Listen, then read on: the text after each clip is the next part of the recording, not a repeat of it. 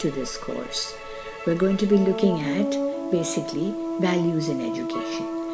Now, the 4 questions are: what are actually values and beliefs? How do they affect the education of our students?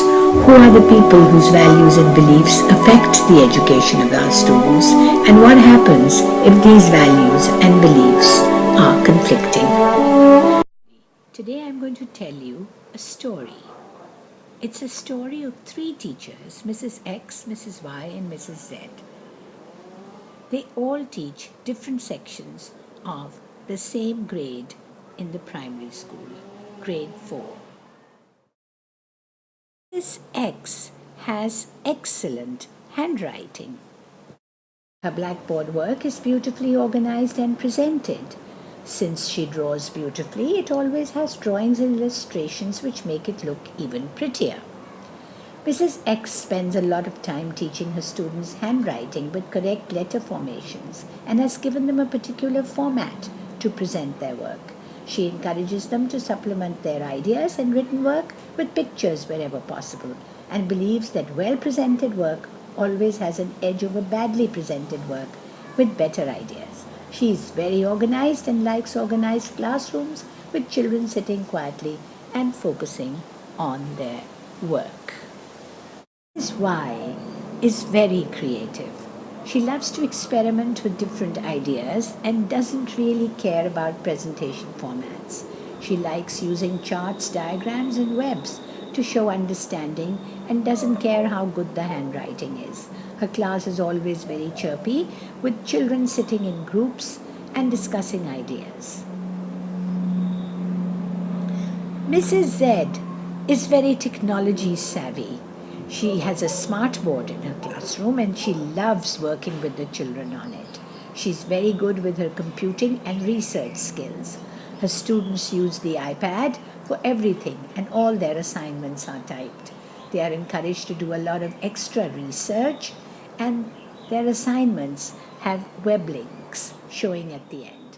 Her classes are always buzzing with discussions and children normally come to present their work on the smart board.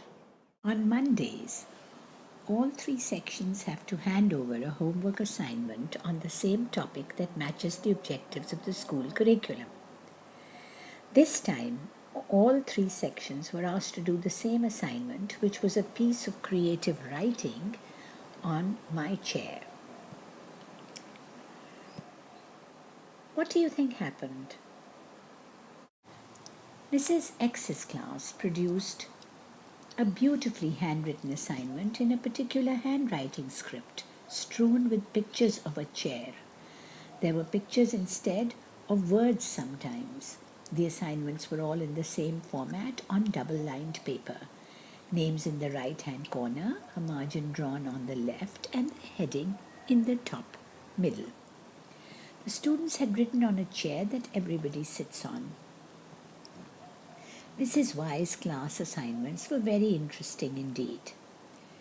Not only had the students looked at chairs to sit on, some of them had written on a very different meaning of the word chair, a chair of a board. The assignments varied not only in ideas but also in the derivation of meaning. The presentation varied too. Some wrote on plain paper, some on lined sheets. Some had drawings, some didn't. The handwriting of the students left much to be desired and in some cases was illegible. Mrs. Z's class assignments, can you guess? Yes, they weren't on any kind of paper. They were all typed, dealt with the topic in greater depth, and were presented through their iPads on computers on Mrs. Y's smartboard. They varied in research and in presentation, but all of them were rich in information. However, when Mrs. Y asked her students to write their names on a sheet of paper to show that their work had been seen, you could see that her students' handwriting was all over the place. So, what do we conclude from this? First of all, how were the assignments different? On a table, list the strengths of all the assignments. So what you need to do is make 3 columns, say assignment 1, assignment 2, assignment 3, Mrs. X, Mrs. Y, Mrs. Z, and write the strengths of each assignment. Number 2, why were these assignments different? What was the reason? Why did the same assignment from 3 different sections turn out to be so different? Question 3. Which teacher would be more relevant in today's classroom? Could you write a profile for your ideal teacher for today? Relevant in today's environment.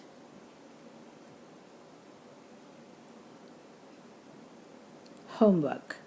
Write your reflections on today's video in your online journal, and do the quiz and read the article given at the end of your handbook for today's lesson.